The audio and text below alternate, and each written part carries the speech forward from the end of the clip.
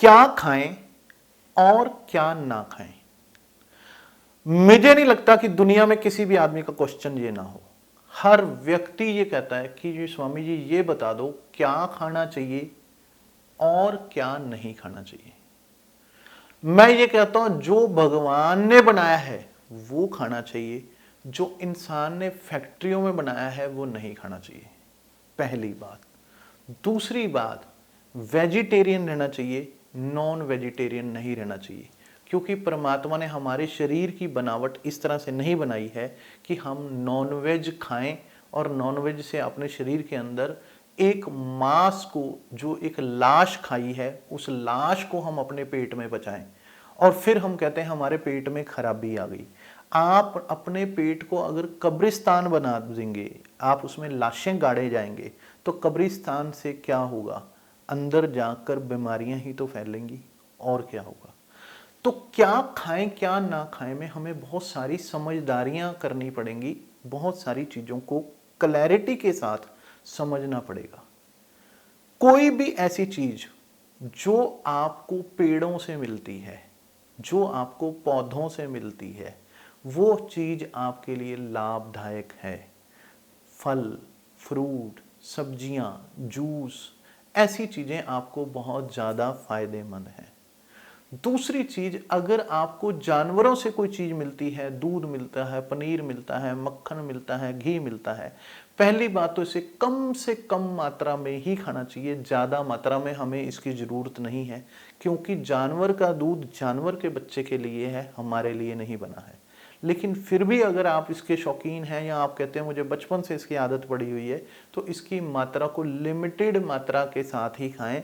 जैसे क्या होता है कि जैसे हम कहते हैं आटे में नमक चलता है, नमक में आटा नहीं चलता, ठीक इसी तरीके से अगर आप शाक सब्जियां ज़्यादा खाते हैं, उसके बीच में थोड़ा बहुत ऐसी आइटम ले भी लेते हैं, तो वो आपकी पेट साफ होने की वजह से निकल जाती हैं, तो उसका आपके शरीर पर उतना दुष्प्रभाव नहीं पड़ता। लेकिन अगर आप प्योर मांस ही खाए जा रहे हैं किसी का, अगर आप मांस, मछली, इस तरह की चीजें खा रहे हैं, तो ये कायदे से हमने किसी जीव की हत्या की और उसको फिर हमने अपने शरीर में ले लिया और वो आपने अपने शरीर में कब्रिस्तान बनाया। आप जानवर खा रहे हैं, तो ये आपके शरीर के लिए सही नहीं है। दूसरी सोच ये है कि वो खाना खाओ जो जल्दी पचे और पेट से बाहर एग्जिट हो जाए।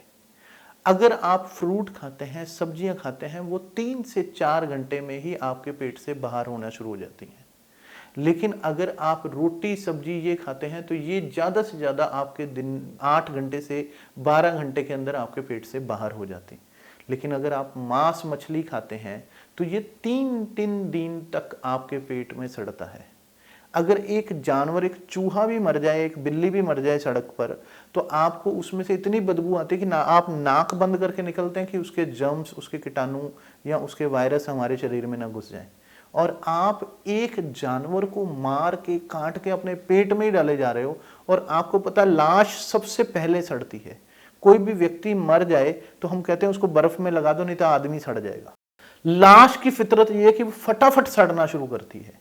और जब आप जानवर को अपने पेट में ले लेते हैं, तो वो आपको तो स्वादिष्ट लगा, क्योंकि उसको मसाले वसाले डाल के आपने बना लिया स्वादिष्ट पकाकर, लेकिन जब वो आपके पेट में जाता है तो उसी समय सड़ जाता है और वो अंदर सड़ना शुरू करता है, जिस वजह से आपकी बॉडी में फर्मेंटेशन होने लग जाती है, आपका पेट खराब होने लग जाता है और आपकी ब्लड में अशुद्धियां मिलना शुरू हो जाती हैं। अगर इसका एक एग्जाम्पल से आप समझना चाहते हैं, तो जो लोग मीट ईटर हैं, मीट खाते हैं, चिकन खाते हैं, मुर्गा खाते हैं, बकरा खाते हैं, उन लोगों को आप कभी आपने देखा होगा, वो दांत पे ऐसे करके, दांत में मांस का टुकड़ा फंस जाता है, उसको निकालने की कोशिश करते हैं कि वो मीट फंस गया। मैं ये कहता हूं उसको आप 1-8 घंटा ना निकालें, 2 घंटे ना निकालें, पड़ा रहने दे दांत में। उसके बाद उसको निकाल कर स्मेल करके देखें, आपको ऐसी स्मेल आएगी जैसे कि आपको टॉयलेट में ऐसी स्मेल आती। इतनी गंदी स्मेल आएगी, आप कहोगे कि ओहो ये तो दांत में सड़ गया, इतनी बदबू, दांत के अंदर ही सड़ गया ये। और आपका मसूड़ा फूल जाएगा, वहां से खून निकलने लग जाएगा, दर्द होने लग जाएगा। तो इसका मतलब वो खुद तो सड़ा, आपके मसूड़े को भी सड़ाना शुरू कर दिया। तो ये आपको लाइव एग्जांपल से बात को, कि आपको क्लैरिटी आ जाए, आप इसको करके देख लेना। आपको समझ आ जाएगी कि मांस आपकी बॉडी में कितनी जल्दी सड़ता है। दूसरी बात, मेरे पास कुछ लोग आते हैं, वो कहते हैं स्वामी जी डायबिटीज हो गई, क्या खा लूं, जोड़ों में दर्द होने लग गया है, क्या खा लूं, शरीर में शक्ति आ जाए, क्या खा लूं, जवानी आ जाए, क्या खा लूं, ये रोग हो गया, क्या खा लूं, माइग्रेन रहता है, क्या खा लूं, कमर में दर्द है, क्या खा लूं, गर्दन में दर्द है, क्या खा लूं, कंधों में प्रॉब्लम है, क्या खा लूं, गैस बनती है, क्या खा लिया करूं जो गैस ना बना करे, क्या करूं कि पेट साफ हो जाया करूं, क्या खा लिया करूं जो मेरा पेट साफ हो जाया करे। मैं कहता हूं सब चीज खा लूं खा लूं खा लूं खा लूं पे जाए जा रहा हो, क्या छोड़ूं ये सोच लो कि क्या छोड़ दूं जो ये चीजें ना हो। ये खा लूं, इसके लिए पेट साफ नहीं हो रहा, पेट साफ के लिए कुछ खा लेता हूं, फिर हाजमा ठीक है, हाजमा के लिए कुछ खा लेता हूं, डायबिटीज होगी डायबिटीज के लिए खा लेता हूं, और जोड़ दर्द होगी तो जोड़ दर्द के लिए कुछ खा लेता हूं। हर चीज के लिए सिर्फ खाने खाने की ही सोचते हो, कभी छोड़ने छोड़ने की भी सोच लो कि क्या छोड़ दूं ठीक हो जाएगा। मैं ऐसी क्या गलती कर रहा हूं जिसको छोड़ दूं, मैं ऐसी क्या चीज खा रहा हूं जिससे मेरी डायबिटीज बढ़ रही है जिसको मैं खाना बंद कर दूं, मैं ऐसा क्या कर रहा हूं जिससे मेरे जोड़ों में दर्द हो रहा है मैं उसको बंद कर दूं कि मेरे जोड़ों में दर्द ना हो। मैं ऐसा क्या खा रहा हूं जो मेरे ब्लड में अशुद्धियां बढ़ रही हैं मैं वो ना खाऊं जिससे अशुद्धियां ना बढ़े। मैं ऐसा क्या खा रहा हूं जिससे मेरे अंग खराब हो रहे हैं वो अंग खराब ना हो। मैं ऐसा क्या ना खाऊं जिससे मेरा लिवर खराब ना हो। मैं ऐसा क्या ना खाऊं जिससे मेरा शरीर खराब ना हो।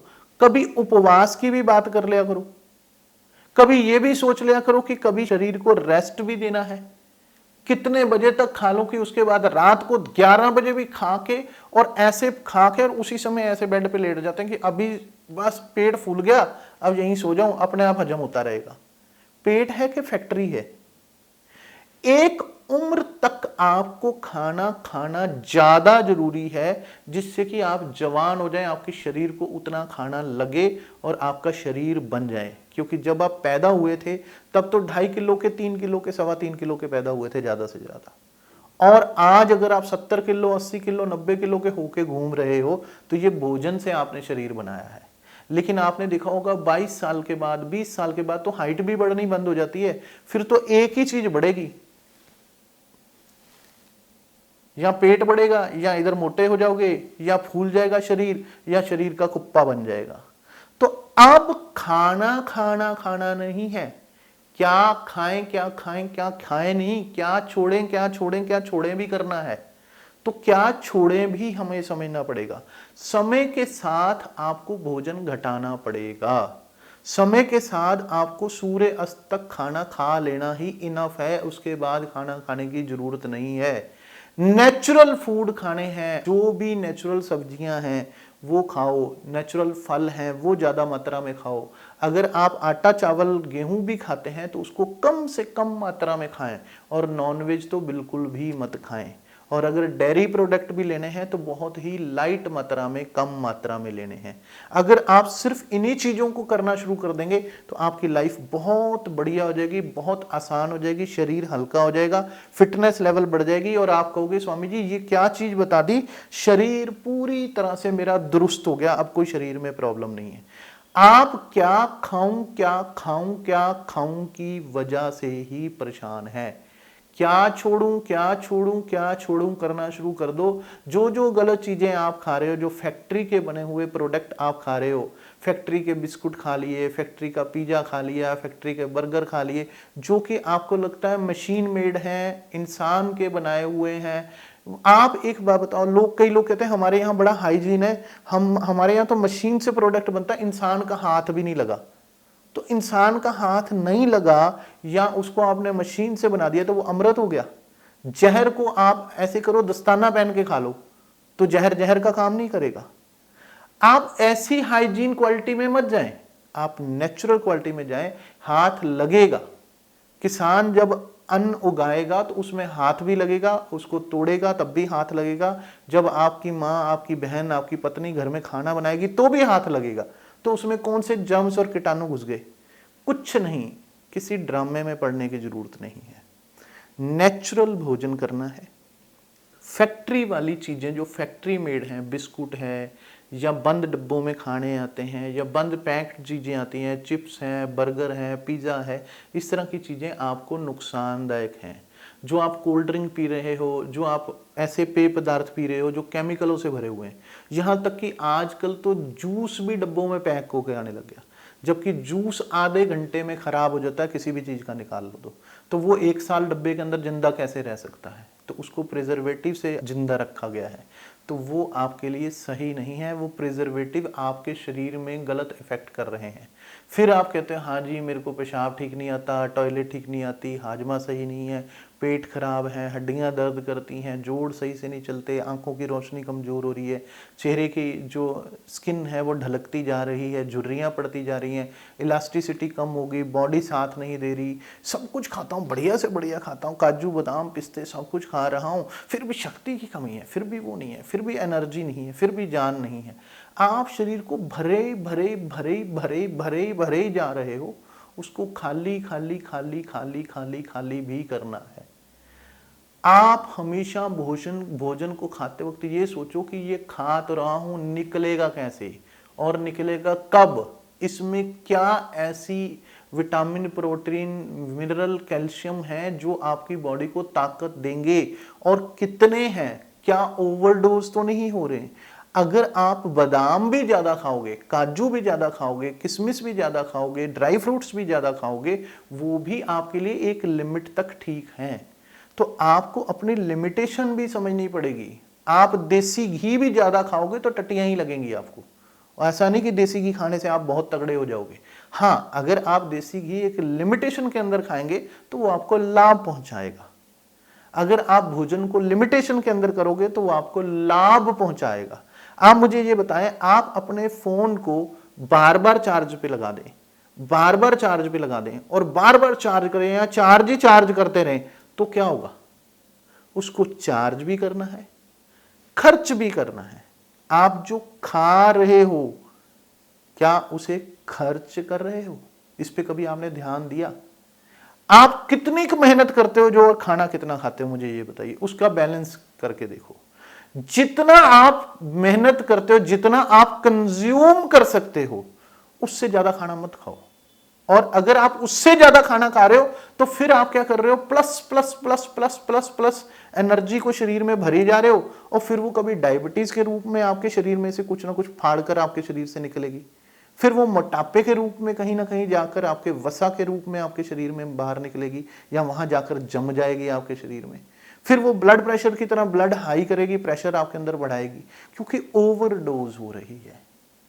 तो पहले ओवरडोज से बचना है।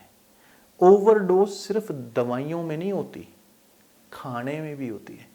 क्या आप ओवरडोज खाना तो नहीं खा रहे हो? जरूरत से ज्यादा तो नहीं खाए जा रहे हो? हर चीज का आप इलाज खाने से ढूंढते हो। ये हो रहा इसके लिए क्या खा लूं, ये हो रहा उसके लिए क्या खा लूं। क्या सिर्फ आप खाने खाने से इलाज नहीं ढूंढ रहे हो? क्या आपको फूड एडिक्शन नहीं हो गया है? जैसे लोग कहते हैं कि मुझे इस चीज का एडिक्शन हो गया, इस चीज का नशे का एडिक्शन हो गया, बीड़ी का हो गया, सिगरेट का हो गया, तंबाकू का हो गया। क्या फूड एडिक्शन नहीं है? फूड ओवरडोज तो नहीं हो रहा है? आप इस पे भी जरा ध्यान दें, और अगर इस पे ध्यान देंगे तो आपका शरीर स्वस्थ रहेगा। और अगर खाना है तो सिर्फ नेचुरल चीज़ों पे ज़्यादा ध्यान दो। आप लंबे समय तक टिके रहेंगे, लंबे समय तक फिट रहेंगे, ना मोटापा आएगा, ना बीमारियां लगेंगी, ना व्याधियां पैदा होंगी, ना ब्लड में अशुद्धियां होंगी, ना पेट खराब रहेगा, ना ही आपको शरीर अंदर से जकड़ा रहेगा, ना ही जोड़ दर्द होंगे, ना ही थकावट होगी। उल्टा जितना आप नॉर्मल ढंग से खाना खाएंगे और एक लिमिट तक खाना खाएंगे, उतनी शरीर में एनर्जी बढ़ती जाएगी, एनर्जी बढ़ेगी। अगर घटे तो मुझे पकड़ लेना। आप करके देखो, आप कहोगे स्वामी जी जो चीज आपने बताई इसने कमाल कर दिया।